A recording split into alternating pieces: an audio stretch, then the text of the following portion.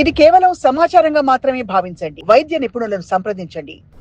ఇప్పుడు అయితే మొత్తానికి ఏ వయస్సు తర్వాత నీ సర్జరీ ఇంకా చేయకూడదు, చేయలేమంటారు మ్యామ్? ఏ వయసు తర్వాత అంటే అమ్మా ఇప్పుడు 80 ఇయర్స్ వరకు, అదే 72 ఇయర్స్ వచ్చారు అంటే ఇంకా ప్రొలాంగ్ చేయొద్దు, ఇంకా పోస్ట్పోన్ చేయొద్దు. భయాన్ని వదులుకోండి. ఏదో ఒక రోజు మీకు సర్జరీ కావాలి, ఆ సర్జరీ ఇప్పుడే చేయించుకోండి. ఆ నొప్పితోటి మీరు నైట్ బాత్రూమ్కి వెళ్ళి ఆ పెయిన్ఫుల్ కండిషన్లో పడి ఏదో ఫ్రాక్చర్ చేసుకొని రావటం కంటే 72 ఇయర్స్కి పోస్ట్పోన్ చేసుకోవద్దు, చేసేసుకోమని చెప్తాం అన్నమాట. 80 ఇయర్స్కి ఇట్ ఈజ్ రిస్కీ. హార్ట్ అంత స్ట్రెస్ని తట్టుకోలేదు. తర్వాత వాళ్ళకి ఎస్థీనియా, చాలా వీక్నెస్ ఉంటుంది. వాళ్ళకి డయాబెటీస్ ఉందనుకోండి, వాళ్ళు ఈ యాంటీబయాటిక్స్, ఈ పెయిన్ కిల్లర్స్ ఇవన్నీ టాలరేట్ చేయలేరు. సో వాళ్ళకి టాలరెన్స్ కెపాసిటీ తగ్గుతుంది. 80 ఇయర్స్కి నీ రీప్లేస్మెంట్ చేస్తే వాళ్ళకి ఆ టాలరెన్స్ కెపాసిటీ తగ్గుతుంది, అంత ఎంజాయ్ చేయలేరు. అందుకని 70 ఇయర్స్ తర్వాత suppose if patient is in 4th stage మేము చెప్తాం వెంటనే చేంజ్ చేసుకోండి, అది చేంజ్ చేసుకోండి, ఇంకా పోస్ట్పోన్ చేయొద్దని. రైట్. అలా అంటే ఏంటంటే పేషెంట్ రాగానే మేము సర్జరీ చెప్పేసేసి చేయించుకోండి సార్ అని ఇలా చెప్తే మేము కమర్షియల్ అనుకుంటారు. అది కూడా ఎక్స్ప్లెయిన్ చేస్తాం. సార్ మేము కమర్షియల్ కాదు, ఎవరితో చేయించుకున్నా పర్లేదు, కానీ ఇంకా 72కి ఇంకా పోస్ట్పోన్ చేసుకోవద్దు. మీకు టాలరెన్స్ కెపాసిటీ తగ్గుతుంది, రిస్క్ ఎక్కువ అవుతుంది, హార్ట్కి స్ట్రెస్ ఎక్కువ అవుతుంది అని చెప్తాం అన్నమాట. చాలా మంచి సలహా మ్యామ్. అయితే ఒక fundamental question before we wind up ఒకటి ఏంటంటే, ప్రపంచంలో ఉన్న వాళ్ళందరికీ 70 ఏళ్ళు దాటుతాయి, కానీ అందరికీ నీ రీప్లేస్మెంట్ సర్జరీలు అవసరం పడవు.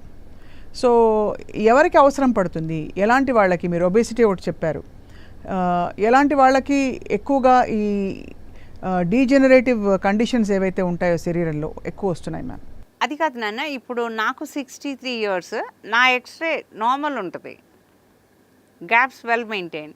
Suppose if any patient comes at 55 years or 60 years, knee pain అంటే ఎక్స్రే తీసి స్టేజ్ చూస్తాం. వాళ్ళకి బాగా అంటే గ్యాప్స్ బాగా మెయింటైన్ అయ్యి కార్టిలేజ్ బాగుంది అంటే మేము చెప్తాం మీకు లైఫ్లో అసలు సర్జరీ అవసరం లేదని. జెనెటిక్ డీజనరేషన్ అనేది ఒక జెనెటిక్ బ్యాక్గ్రౌండ్. అందరికీ అరగాలని లేదు, పక్కింటి వాళ్ళకి అరగలేదు, పక్కింటి వాళ్ళు కూడా లావుగా ఉంటారు, నాకే ఎందుకు అరిగింది అంటే అది జెనెటిక్ బ్యాక్గ్రౌండ్. జెనెటిక్ బ్యాక్గ్రౌండ్లో మీకు ఈవెన్ బ్యాక్ ఏక్ అయినా జెనెటిక్ బ్యాక్గ్రౌండ్, మీ హెయిర్ గ్రే అవటానికి కూడా జెనెటిక్ బ్యాక్గ్రౌండ్. ఏదైనా సరే జెనెటిక్ ఒక ప్రొఫైల్ ఉంటుంది. ఆ జెనెటిక్ బ్యాక్గ్రౌండ్, ఆ డీజనరేటివ్ ప్రొఫైల్ ఉన్నప్పుడు మీకు మీ ఒబెసిటీ అంటే లైక్ మీరు థైరాయిడ్ని నెగ్లెక్ట్ చేయటం, unidentified thyroid, unidentified diabetes, obesity, తర్వాత repeated these activities like staircase climbing తొందరగా అరుగుతుంది అన్నమాట. ఇది నేను తెలుసుకోదలుచుకున్నా. ఈ జెనెటిక్ బ్యాక్గ్రౌండ్ లేకుండా టిన్ బిల్ట్ అయినా సరే కొంతమందికి ఒక కాలు అరిగి ఇంకో కాలు అరగదు. బాగా అంటే లైక్ ఒక కాలు బాగా మెయింటైన్ అవుతాయి గ్యాప్స్, ఒకటి డీజనరేట్ అవుతుంది. అంటే ఏంటంటే వాళ్ళకి అన్ఎక్స్ప్లెయిన్డ్గా ఎప్పుడో పడుంటారు, వాళ్ళకి ఏసీఎల్ టేర్ అయి ఉంటుంది.